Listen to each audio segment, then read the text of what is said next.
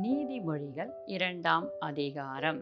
என் மகனே, நீ உன் செவியை ஞானத்திற்கு சாய்த்து உன் இருதயத்தை புத்திக்கு அமைய பண்ணும் பொருட் நீ என் வார்த்தைகளை ஏற்றுக்கொண்டு என் கட்டளைகளை உன்னிடத்தில் பத்திரப்படுத்தி ஞானத்தை வா என்று கூப்பிடு, புத்தியை சத்தமிட்டு அழைத்து அதை வெள்ளியைப் போல் நாடி புதையல்களை தேடுகிறது போல் தேடுவாயாகில், அப்பொழுது கர்த்தருக்கு பயப்படுதல் என்னதென்று நீ உணர்ந்து தேவனை அறியும் அறிவை கண்டடைவாய். கர்த்தர் ஞானத்தை தருகிறார், அவர் வாயினின்று அறிவும் புத்தியும் வரும். அவர் நீதிமானுக்கென்று மெய்ஞானத்தை வைத்திருக்கிறார், உத்தமாய் நடக்கிறவர்களுக்கு அவர் கேடகமாயிருக்கிறார். அவர் நியாயத்தின் நெறிகளை தற்காத்து தம்முடைய பரிசுத்தவான்களின் பாதைகளை காப்பாற்றுகிறார். அப்பொழுது நீதியையும் நியாயத்தையும் நிதானத்தையும்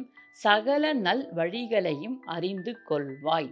ஞானம் உன் இருதயத்தில் பிரவேசித்து அறிவு உன் ஆத்துமாவுக்கு இன்பமாயிருக்கும் போது நல் யோசனை உன்னை காப்பாற்றும், புத்தி உன்னை பாதுகாக்கும். அதனால் நீ துன்மார்கனுடைய வழிக்கும் மாறுபாடு பேசுகிற மனுஷனுக்கும் அந்தகார வழியில் நடக்கிற நீதி நெறிகளை விட்டு தீமை செய்ய மகிழ்ந்து துன்மார்கருடைய மாறுபாடுகளில் களிக்கூறுகளுக்கும் மாறுபாடான பாதைகளிலும் கோணலான வழிகளிலும் நடக்கிறவர்களுக்கும் நீ தப்புவிக்கப்படுவாய். தன் இள வயதின் நாயகனை விட்டு தன் தேவனுடைய உடன்படிக்கையை மறந்து இச்சகமான வார்த்தைகளை பேசும் அந்நிய பெண்ணாகிய பாறை ஸ்திரிக்கும் தப்புவிக்கப்படுவாய். அவளுடைய வீடு மரணத்துக்கும் அவளுடைய பாதைகள் மரித்தோரிடத்திற்கும் சாய்கிறது. அவளிடத்தில் போகிறவர்களில் ஒருவரும் திரும்புவது இல்லை, ஜீவ பாதைகளில் வந்து சேருவதும் இல்லை. ஆதலால் நீ நல்லோர்களின் வழியிலே நடந்து நீதிமான்களின் பாதைகளை காத்து கொள்வாயாக.